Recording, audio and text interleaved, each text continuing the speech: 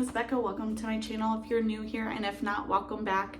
I'm a secular homeschooling mom to 3 small kiddos. Today we're going to chat all about how we use our Yoto player for homeschool.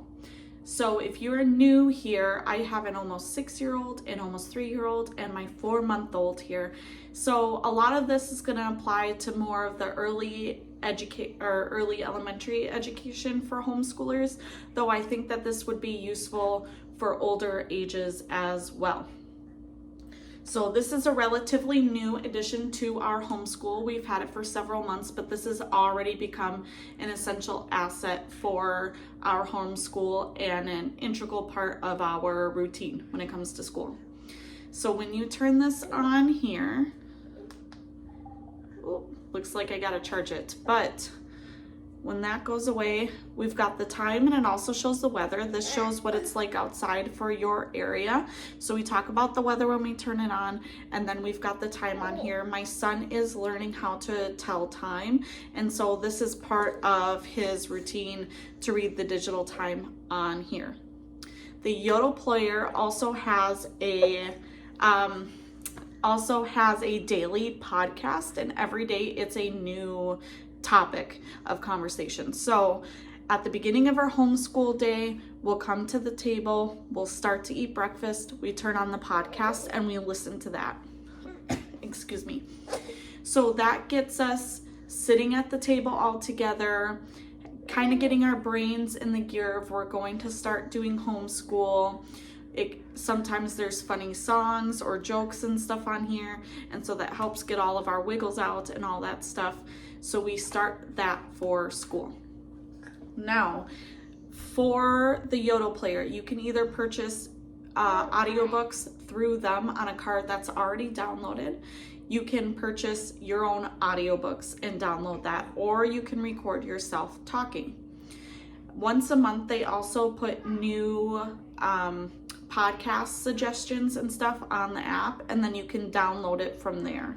So one of the things that we do about once a week or so is we have a music class card. Now, if I can find it, I will link it down below for you guys, but there was a podcast that was recommended about music, and this is a really great teacher. She teaches all about different aspects of music. We have our instruments over there on our shelf, and we'll grab those down, put this in, and it will talk about doing instruments that are very loud, doing quiet music, have the kids dance during it. They do classical music a lot of the time, and so it's getting that knowledge and stuff.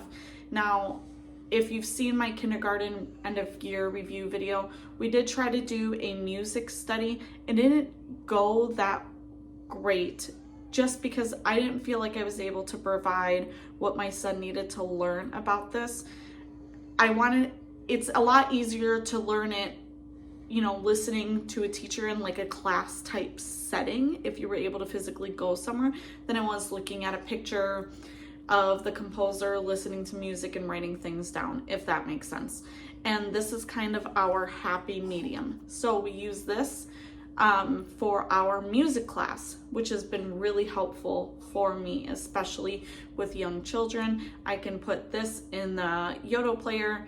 My son and my daughter, oftentimes my almost 3-year-old, they will do the art class or the music class together, and then I can either feed the baby, throw a bit of laundry in, whatever. So this has been great. Another one of the podcasts that they've done is called Sleep Tight Science, and I've got that on this, and this was another suggested one on Yodo. So this has funny little facts and trivia and stuff like that, all different types of science topics. And I downloaded this. My son just likes to pop this in whenever he is drawing something. Whenever he's drawing something, or maybe he's just sitting down looking at another book, he just kind of puts this on in the background for background noise. So that's another great option. Now, the next thing that was really great for this in particular is my son really loves Magic Treehouse. Now, every night before bed, we read a chapter or two out of a book that he wants to read, and that's kind of our one-on-one bedtime routine with him.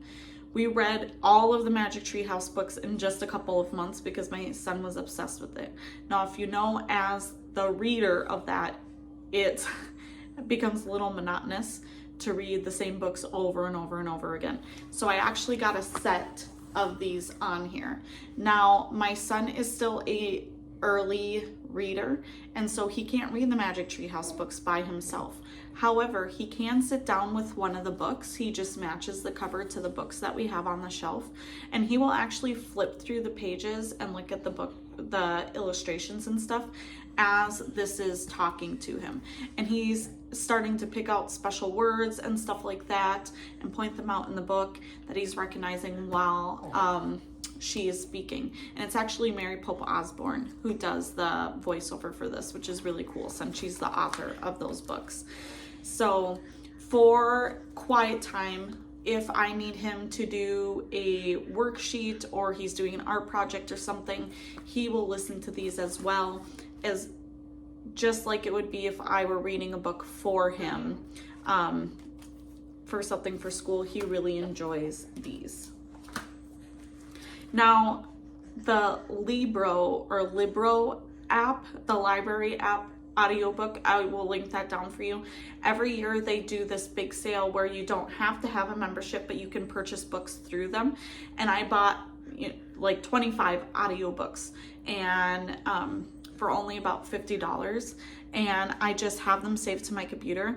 And I picked out a lot of ones with topics that we were going over in school. So there's this one, it's Moon's First Friends. And this is an audiobook all about the people who went to the moon for the first time. Whoop. And so that one's great because we did a space unit. So we have something like that. We have Honeybee, which is all about honeybees and being pollinators and what they do. We've got a germs journey, and we actually just completed an anatomy from Little School of Smiths for school, and one of the sections on that is on the immune system. And so I bought a germs journey to kind of solidify the topics that we learned about for the immune system. We've also got this other one about how does water move around, talking about the water cycle. And we've just got a ton of books like that. Now, by all means, this is not replacing how I am reading to my children. I'm still reading them books all the time, every day, whether it be related to school or not, because we do a literature heavy homeschool for our family. However, it does take up a lot of my time, as I'm sure that you understand if you are a homeschool parent. So what is really nice about this is that I was able to download a lot of books on topics that we've already discussed or ones that we are going to be discussing in the future. And I've linked them all to cards, so that way when we get to that topic, or if we want to review a topic, I could put that audiobook into the Yodo player, and it is super helpful for my son to help remember that information that we went over or kind of review that information. And it's been so helpful for him. Now, when we go in the future and we start doing Build Your Library again, I'm able to actually record my voice reading books. So let's say with Build Your Library, there are obviously a lot of books, but we don't purchase them all. I use them from the library. Now, some of those books, I can just record my voice saying them and link them to a card, and I could go ahead and return those books back, and we could still listen to that. So that is something that I'm really excited to be doing in the future for when we start Build Your Library in particular. I also like that we do a lot of road trips, and so as long as this is linked to my phone, or I've got this downloaded on the card and I've used it already, I can play audiobooks through here off my phone while we're traveling. And so this has been really helpful as we've done different road trips and stuff as well.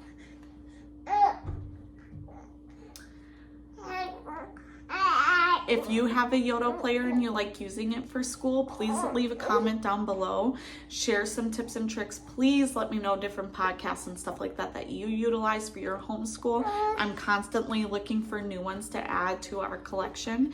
If you like videos like this, please give it a thumbs up and subscribe to my channel down below. I make tons of videos about curriculum reviews and different topics related to homeschooling with little children. And I will catch you guys next time. Bye.